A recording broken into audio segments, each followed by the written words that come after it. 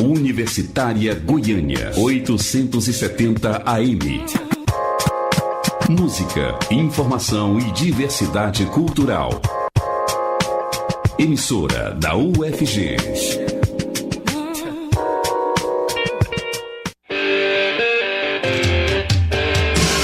Começa agora o Estação Esportiva. As notícias do mundo do esporte de um jeito que você nunca ouviu.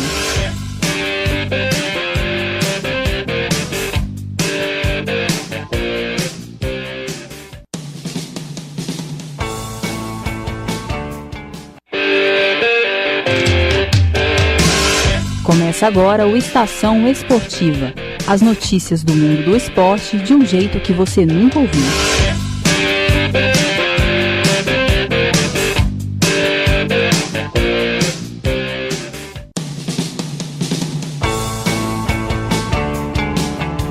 Boa noite a você ouvinte que está ligado na Universitária pelos 870 AM do seu rádio ou conectado pelo nosso site www.radio.ufg.br. Está começando agora o Estação Esportiva, uma produção dos estudantes de jornalismo da Universidade Federal de Goiás. E quem vai estar com você nesse início de noite de segunda-feira sou eu, Mariana Siqueira, hoje acompanhada de Ildeu Youssef. Boa noite, Ildeu. Boa noite, Mariana, e no programa de hoje você vai acompanhar um boletim sobre Lucas Paquetá. O jogador do Flamengo completa 21 anos hoje. Vamos saber também o que rolou nos jogos do Brasileirão Série A e Série B no final de semana. Além disso, vamos conferir as principais notícias do que está acontecendo no futebol goiano. Tudo isso e muito mais você acompanha na sequência do Estação Esportiva de hoje. Futebol goiano.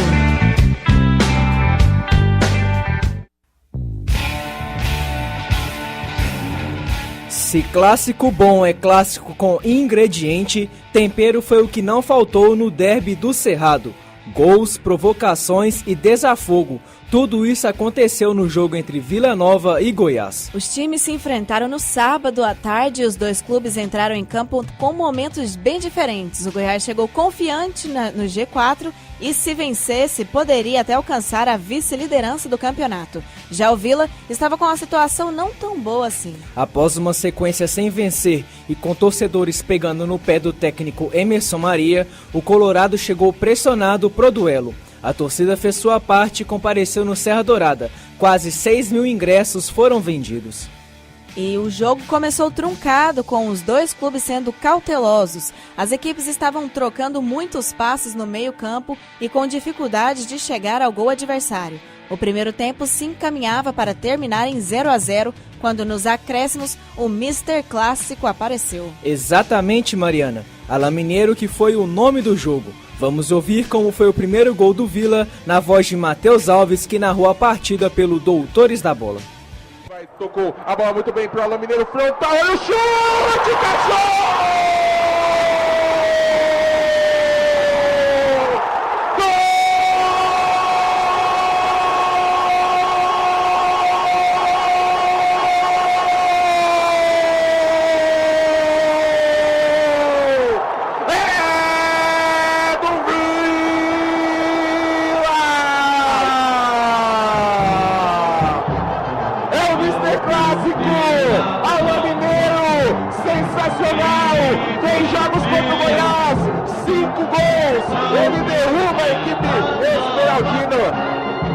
Ele passa por cima do Goiás. Alain Mineiro, camisa número 10, sensacional. Recebeu a bola de Moacir, chutou de muito longe. O goleiro Marcos aceitou. O Alain Mineiro se tornando o principal rival do Goiás nessa Série B.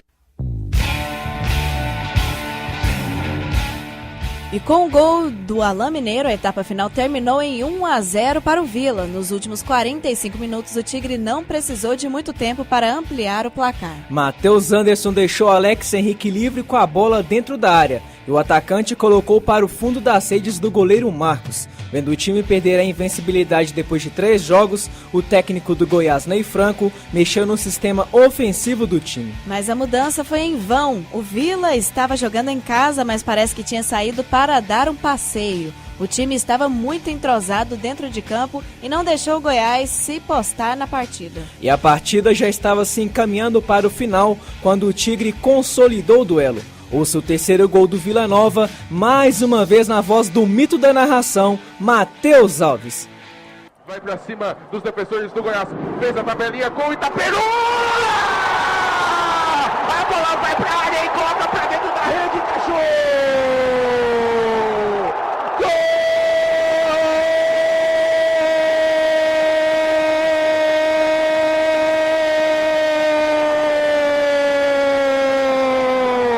Virou goleada do Vila!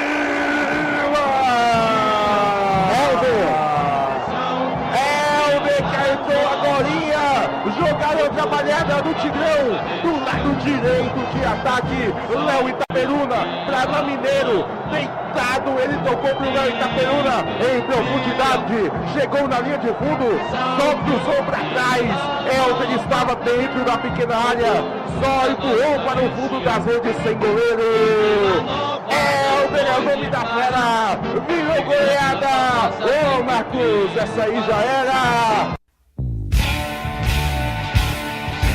O jogo terminou em 3-0 para o Vila Nova, que não perde para o Goiás desde o dia 17 de maio do ano passado, na final do Goianão. O resultado fez o Colorado dar uma respirada no campeonato. Agora o time está em 7º lugar com 35 pontos, 2 do G4.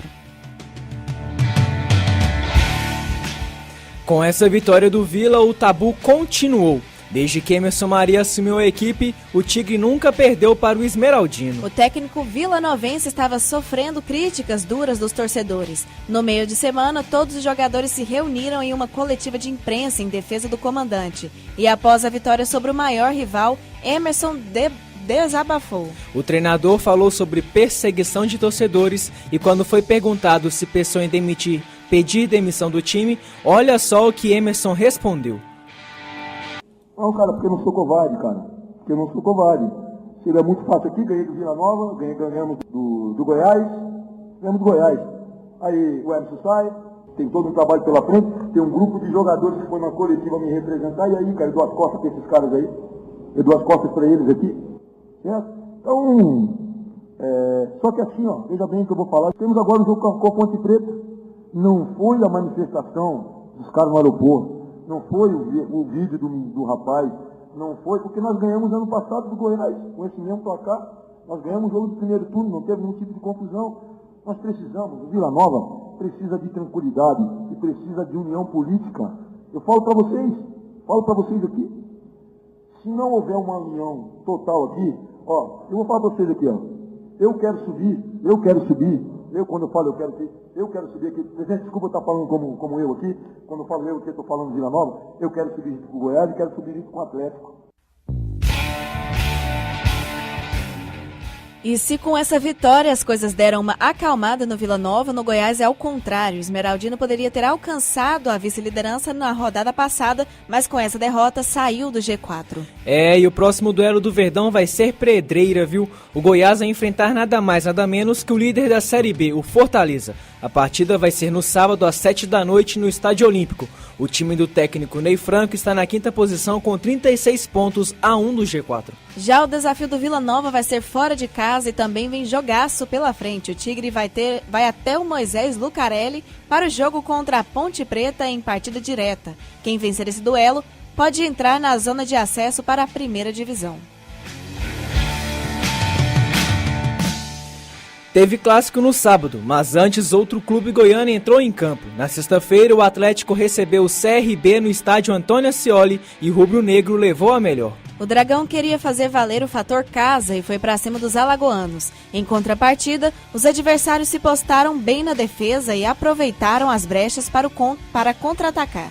O jogo foi movimentado no primeiro tempo, mas os primeiros 45 minutos terminou empatado em 0-0. Na segunda etapa, o treinador do rubro-negro, Cláudio Tencati, fez alterações no time para tornar o clube ainda mais ofensivo. Mesmo com o Atlético pressionando, a bola insistia em não ir para os fundos das redes. Então, se por baixo não estava dando certo, o Dragão começou a apostar em jogadas pelo alto. É isso mesmo, Ildeu, e foi de bola aérea que saiu o gol da partida. Já no finalzinho, aos 41 minutos, João Paulo tocou para André Luiz que pegou de fora da área e marcou um golaço. Com a vitória, o rubro-negro garantiu seu lugar no G4. E o comandante do time goiano falou sobre o quanto é importante estar na zona de acesso para a elite do futebol brasileiro. O importante de voltar para o G4 é manter o nível de competitividade, o nível de motivação, né? Porque você ficando fora, daqui a pouco você vem empatar-se um jogo, e a gente tem que ressaltar assim, o CRB teve uma aplicação tática espetacular em termos de marcação, foi um dos times que mais marcou o Atlético aqui, coibiu o meio campo ali muito bem armado, o Doriva teve uma estratégia muito bem montada, e para furar esse bloqueio do CRB foi muito difícil, né? Então, e o importante foi justamente isso, para nos mantermos motivados, focados e que não crie ambiente ruim e oscilação. O Dragão está na 4ª posição com 37 pontos. A próxima partida do Atlético vai ser fora de casa contra o Londrina. O duelo vai ser às 7h15 da sexta-feira.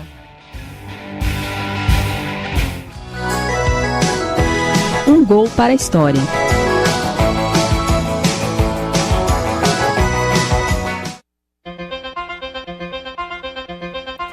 Hoje, Lucas Paquetá completa 21 anos. Uma das promessas do futebol brasileiro, o jovem garoto tem muito o que comemorar. Isso mesmo, Ildeu. E no Um Gol para a História de hoje, vamos conferir como foi o primeiro gol da carreira do jogador.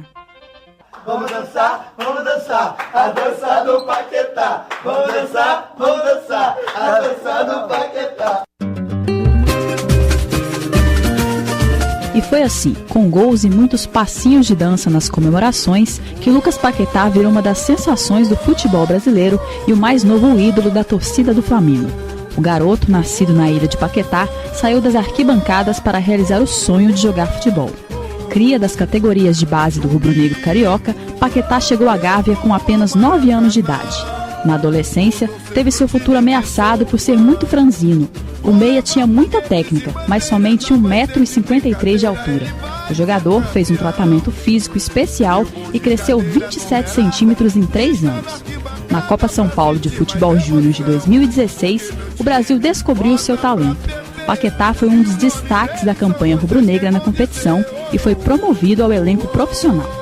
No dia 19 de fevereiro do ano passado, o menino da ilha marcou seu primeiro gol com a camisa do Flamengo, e foi um golaço por cobertura. O meia chutou de primeira a 34 metros de distância do gol e correu para o abraço. Ouça agora a narração marcante de Luiz Penido para a Rádio Globo CBN do Rio de Janeiro. Bola, Lucas Paquetá meteu na frente, soltou pro Mantuês, sai o goleiro de carrinho, cortou, voltou do meio campo, Paquetá meteu, gol vazio, vai fazer, é gol de placa! Gol!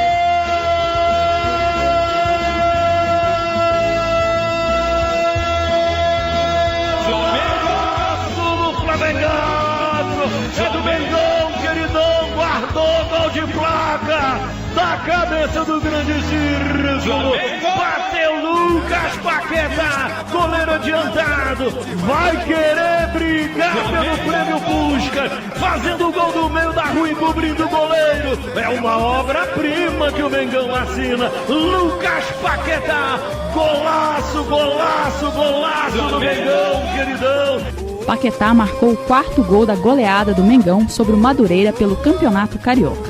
Desde então, se firmou na equipe titular e se tornou o xodó dos flamenguistas. Para muitos, uma das grandes promessas do futebol brasileiro. Versátil, do meio-campo para frente, a joia do Flamengo joga em quase todas as posições. Já marcou gols em momentos decisivos para a equipe carioca, como na final da Copa do Brasil, na Copa Sul-Americana e na Libertadores da América.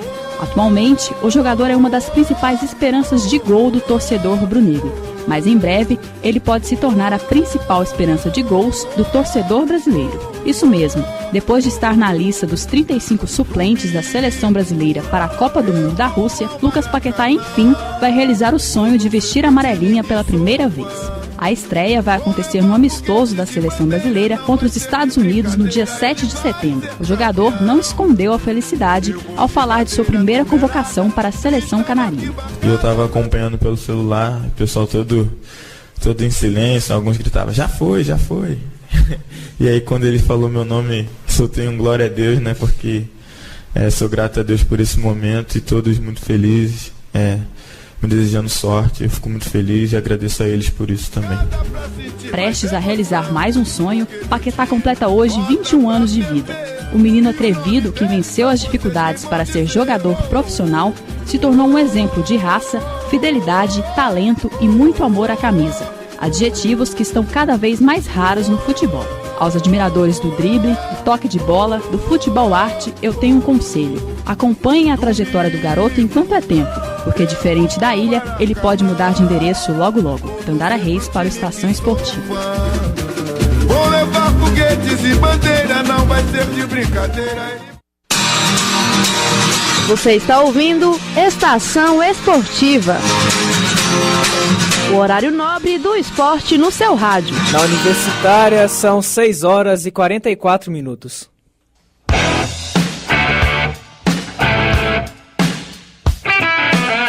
Brasileirão.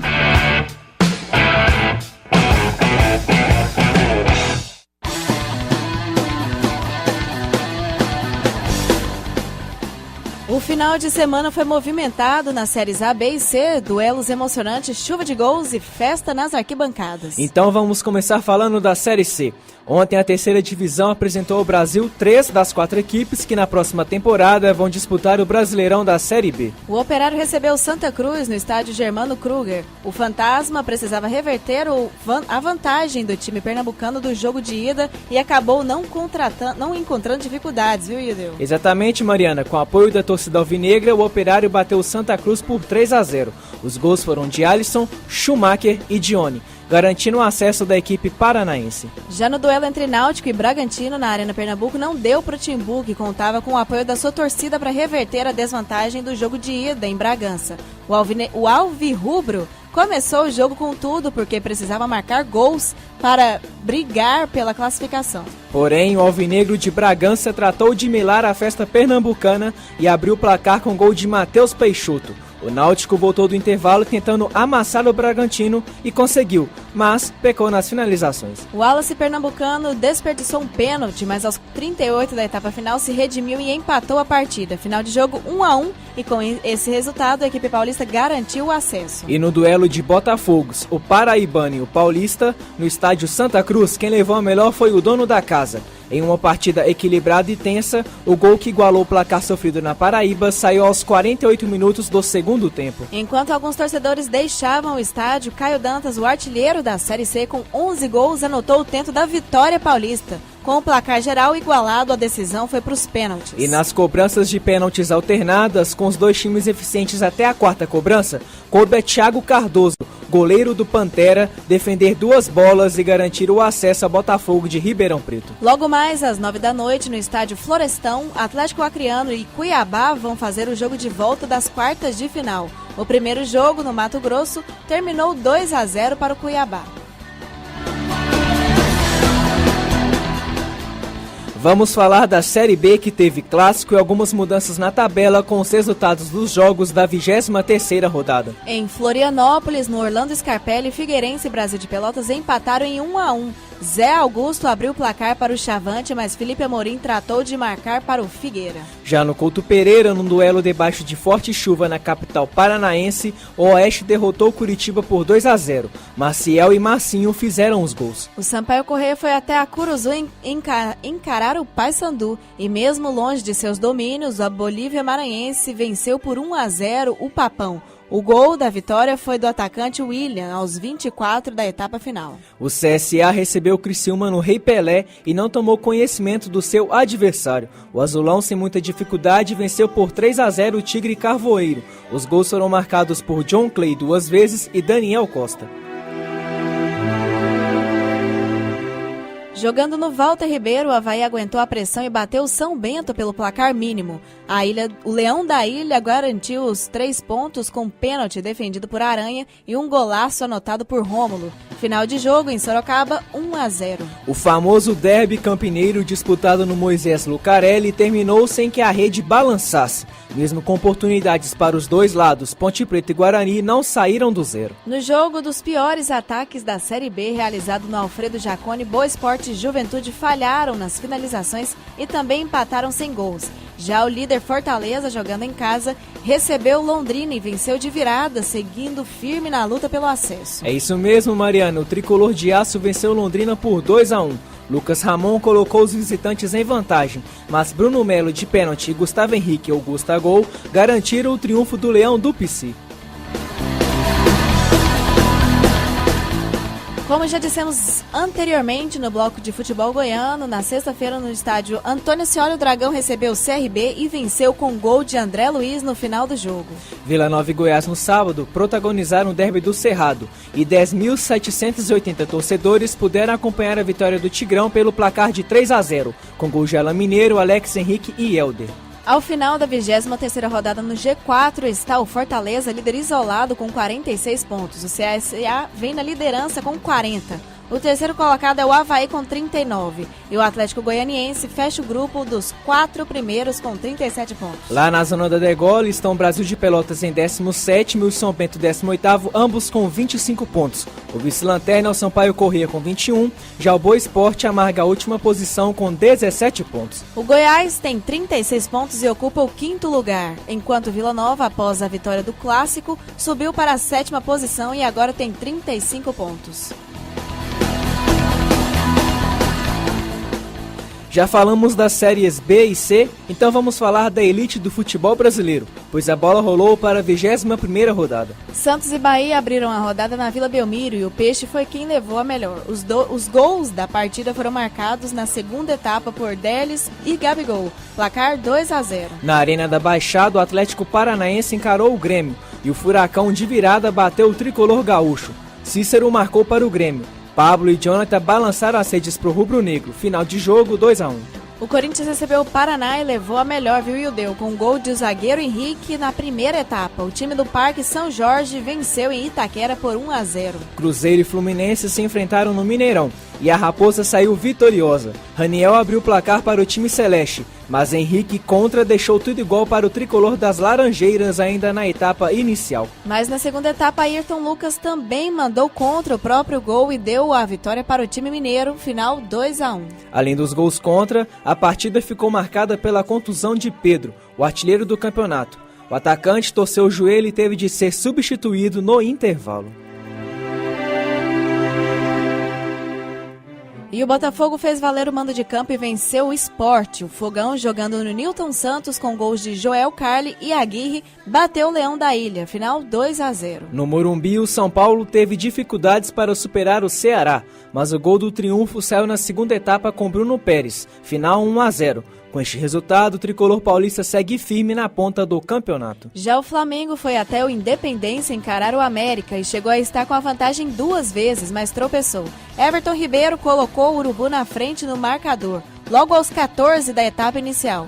Mas o Coelho empatou aos 22 com Rafael Moura, o He-Man. Veio a segunda etapa e o Fla chegou ao segundo gol aos 15 com Lucas Paquetá, aniversariante do dia. Porém, Cuejá foi expulso aos 19. Com isso, o América partiu para cima e igualou o placar novamente aos 41 com Gerson Magrão. Final 2-2. E no dia do seu aniversário de 104 anos de fundação, o Palmeiras empatou sem gols com o Internacional no estádio do Beira-Rio. Mas no Barradão, o Vitória bateu o Atlético Mineiro com um gol chorado de Léo Ceará, que puxou contra-ataque e aproveitou o rebote com um chute de Lucas Fernandes. Em São Januário, o Vasco venceu a Chapecoense sem muita dificuldade, viu, Mariana? O time Cruz Maltino marcou com Wagner, Maxi Lopes e Thiago Galhardo. Já Leandro Pereira descontou para a Chape, final 3-1. Com o final da 21ª rodada, o G6 está assim. O São Paulo é o líder isolado com 45 pontos. O Internacional, segundo colocado com 42, segue ali no calcanhar do líder. Já o Flamengo é o terceiro com 41. O Palmeiras e o Grêmio estão com 37 pontos e ocupam o 4º e o 5º lugar, respectivamente. Já o Atlético Mineiro é o sexto com 34. Na zona da amargura estão a Chapecoense na 17ª posição com 21 pontos e o Sport 18º com 20. Na vice-lanterna aparece o Ceará com 17 e segurando a lanterna está o Paraná com 15 pontos.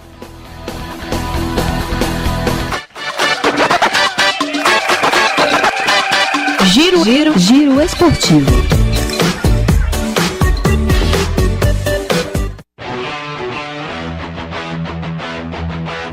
E começou no último sábado a maior competição de futsal do estado de Goiás, o Campeonato Goiano 2018. O torneio conta com diversas categorias de disputas que se iniciam na base indo até o adulto, tanto feminino como masculino. As partidas de abertura foram realizadas no ginásio de Campinas, com jogos do Sub-9, Sub-13 e Sub-15. O evento ainda contou com a disputa da categoria feminino adulto entre Hidráulica Brasil e Jaó Universo. O presidente da Federação Goiana de Futsal, Murilo Macedo, declarou que suas expectativas para o evento são excelentes. No total, serão 19 clubes participantes, disputando algumas das 15 categorias que o campeonato abrange. O campeonato ao todo vai contar com 343 jogos disputados. A previsão é de que as fases finais da competição comecem em novembro e se estendam até o início de dezembro. A Seleção Brasileira Masculina de Basquete volta a Goiânia no dia 16 de setembro para confronto contra as Ilhas Virgens. A partida faz parte da segunda fase das eliminatórias para a Copa do Mundo. E a sede escolhida para o confronto foi o ginásio Valério Luiz, conhecido também como Goiânia Arena. Os ingressos para o combate já estão à venda nas lojas Rival Calçados e também online pelo site Guichê Web. O final de semana foi agitado na capital para os fãs de automobilismo. Goiânia recebeu no último domingo, dia 26, a quinta etapa da temporada 2018 da Copa Truck. A disputa realizada no Autódromo Ayrton Senna encerrou a Copa Centro-Oeste, que foi o conjunto de provas realizadas na região central do país. As corridas classificaram os 3 melhores para a grande final, que vai ser disputada em Curitiba, no Paraná, no dia 2 de dezembro. O grid, que contou com 20 pilotos, foi o maior em todo o ano. A novidade foi o retorno de Leandro Totti, o dono do Caminhão 73, também conhecido como Marvado. 2 pilotos se destacaram nessa rodada, Danilo Dirani e Felipe Giffione. O piloto de caminhão de 28 anos, Danilo Dirani, fez suas primeiras voltas pela equipe novata, PPD, que surpreendeu. Danilo foi o vencedor das 2 corridas de domingo. O segundo lugar nas 2 provas foi de Felipe Giafone. O piloto Juliano Lozaco ficou com o 3º lugar da primeira prova e Roberval Andrade com o 3º lugar da segunda disputa. O troféu da Copa Centro-Oeste ficou com o paulista Giafone, 43 anos, da RM Competições. Para selecionar o campeão, foi feita a soma das provas de Goiânia e Campo Grande. O atleta Pablo Fagundes da Costa, de 31 anos, de Rio Verde, foi o vencedor geral da 4ª etapa do 9º Circuito Anapolino de Corrida de Rua. Pablo percorreu 5 quilômetros em 15 minutos e 35 segundos. A prova realizada na manhã do último domingo 26 em Anápolis faz parte da programação festiva dos 70 anos de fundação do bairro Vila Jaiara. Ao todo, mais de 3 mil atletas participaram da corrida. A campeã no feminino foi Rosilene Alves de Oliveira, de 42 anos, com o tempo de 18 minutos e 44 segundos. A competição é realizada pela Secretaria de Esportes e Lazer de Anápolis. O torneio ainda é uma parceria com a Federação Goiana de Atletismo e contabiliza pontos para o ranking estadual. A largada e chegada nessa etapa foram do Parque Ambiental de Jaiara. Todos os participantes do evento receberam medalhas, os 3 primeiros colocados, tanto no masculino quanto no feminino. Receberam prêmios em dinheiro, no valor de R$500, R$400 e R$300, respectivamente. A próxima fase do circuito está prevista para o dia 30 de setembro. A largada vai ser às 8 da manhã no Jardim América, primeira etapa em Anápolis. Mudando de assunto agora para uma notícia lamentável. Durante um torneio de jogos eletrônicos, um jovem de 24 anos entrou atirando contra os presentes no evento. Logo depois, o atirador cometeu suicídio. O episódio aconteceu ontem em Jacksonville, nos Estados Unidos. Durante um campeonato de Madden NFL 19, o atirador entrou cometendo um atentado e deixou 11 pessoas feridas e 2 morreram. O jovem David Katz venceu a liga no mesmo jogo em fevereiro desse ano. No torneio desse domingo, o garoto de 24 anos começou a atirar depois de perder uma partida. Lamentável. A empresa responsável pelo jogo eletrônico, a EA Sports, publicou uma nota sobre o ocorrido. A companhia condenou todo tipo de violência e se prontificou a apoiar os afetados pelo ocorrido.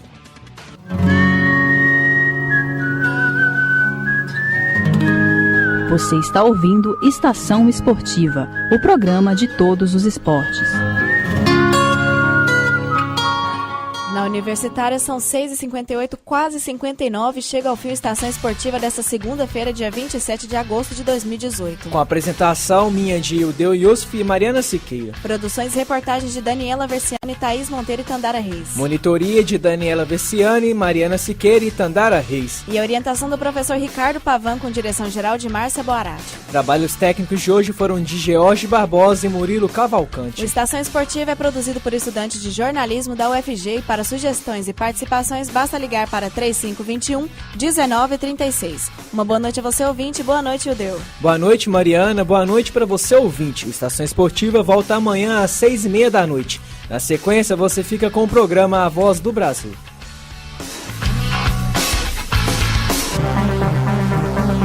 ZYH 754, 870 kHz, AM. Rádio Universitária, Goiânia. Emissora da UFG.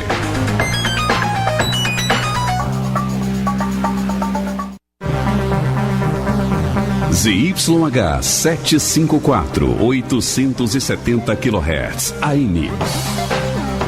Rádio Universitária, Goiânia. Emissora da UFG.